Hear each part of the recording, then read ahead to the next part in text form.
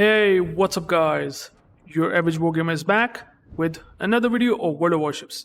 And in this video, I am going to be featuring probably the most tankiest battleship in this entire game, and that is Ushakov, the Admiral Ushakov at tier 11. It's a super battleship, obviously, a successor to tier 10 Kremlin, and as you can see, I did almost 10,000 damage to this Annapolis that got spotted by a carrier.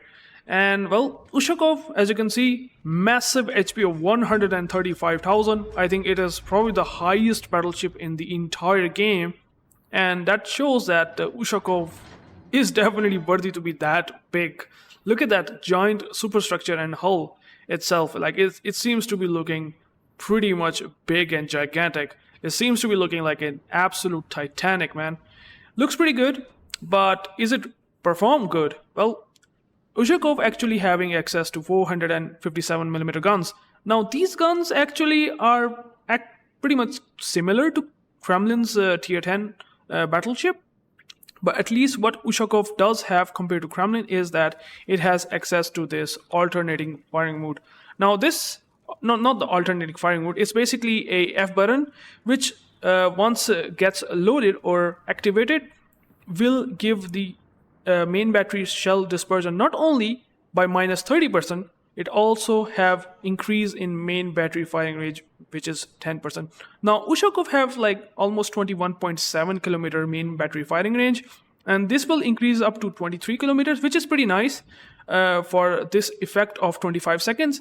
But the way to basically get this trigger, or basically if you have to get this F thing ready, you have to basically shoot 4 times on a particular target.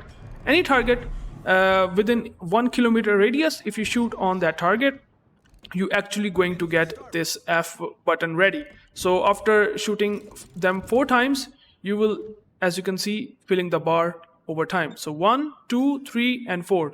Once you get 4 hits on a particular ship, even though if it is not going to be an hit, it will still be counted as a bar filler sort of thing. Now here Ushakov is basically pretty tanky, and I mean there's a Yamato that is showing broadside, and the dispersion is not really the best even at these ranges. I mean it does have that Kremlin's what do we call it, the more you are close to our target, the better your dispersion, but still it could be a bit trollish because of 1.8 sigma. And here the Yamato is trying to run away, and you can see the dispersion can still be pretty much a bit weird up and down, and this time I got 2 citadels, which is pretty nice. So almost did 68,000 damage as of now, which is great. But I want to push into this middle of B cap, since Ushakov is pretty tanky and also have a decent torpedo belt of 38% if I'm not wrong. And that's the reason why Ushakov can be a pretty much good playmaker if your team is good. You can soak a lot of damage once you're pushing into these caps, and even though if there is a lot of HE shells coming at you, you have this deck armor of 60mm which helps to shatter a lot of this HE shells that will be thrown by cruisers. Even though you have a lot of issues with having this gigantic superstructure, but still it can be pretty much powerful. I mean, superstructure obviously going to get farmed, but still you have a good chance of tanking a lot of damage, since you have these fast damage control parties, which is based on having very very short cooldown of 38.4 seconds with my build. So with this cooldown you can be pretty powerful. Now here I help my division mate, which is in not the division mate, actually there's a Petro who's getting farmed by this Annapolis, and I basically shot at this guy to basically protect him, because this Annapolis can definitely devastate this Petro once he gets his broadside.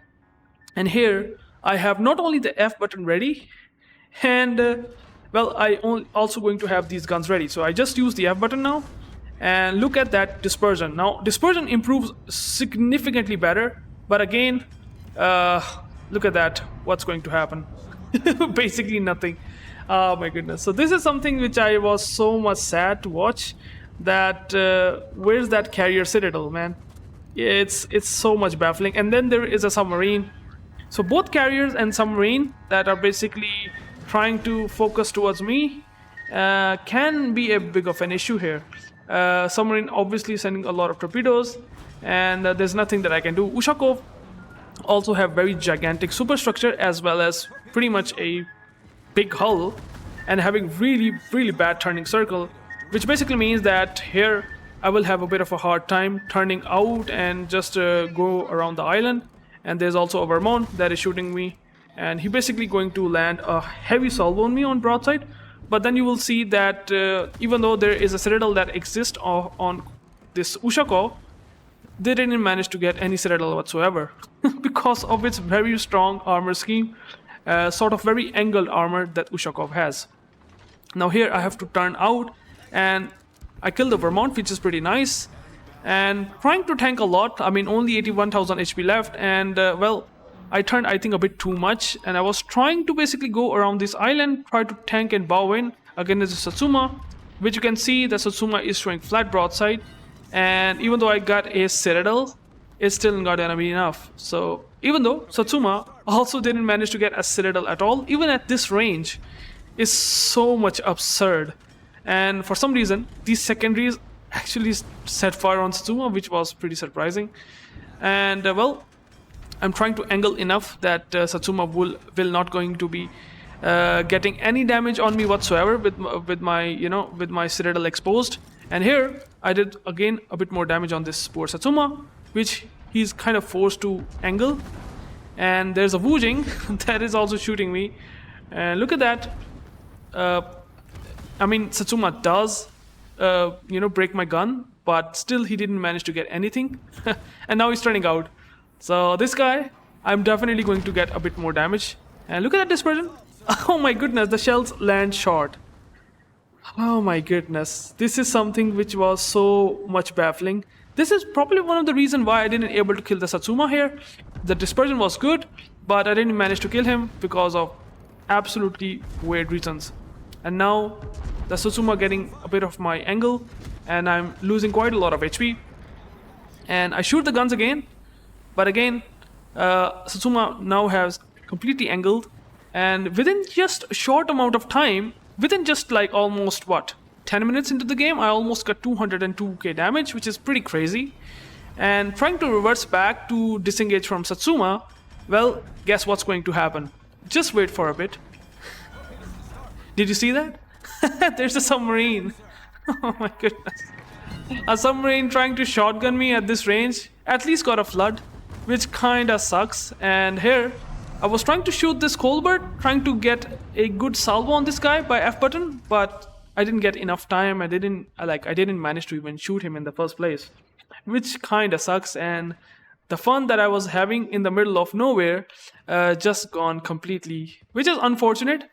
And the game is over. And now I will show you the team score right now quickly. So the game finally ends, and it was unfortunately another defeat, but pressing W and pushing into the middle of those islands was absolutely fun. And as you can see, I have almost done 213k damage within just 10 minutes into the game. And even though it was a defeat, Ushakov can be pretty much fun when you are trying to push and trying to basically divert the attention of all the enemy team.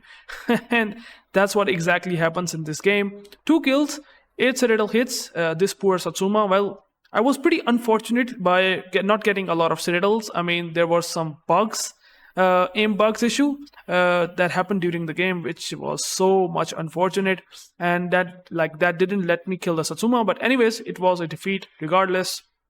And then in the team score, as you can see, my team, half of my team did nothing. Even my division mates are also didn't able to do much in this game. But as you can see, pushing works when you want to do that in Ushakov. And Ushakov is really good ship, at least in that regard. You can tank a lot of damage, and hence the reason why Ushakov is definitely pretty much worthy ship to play in terms of that regard.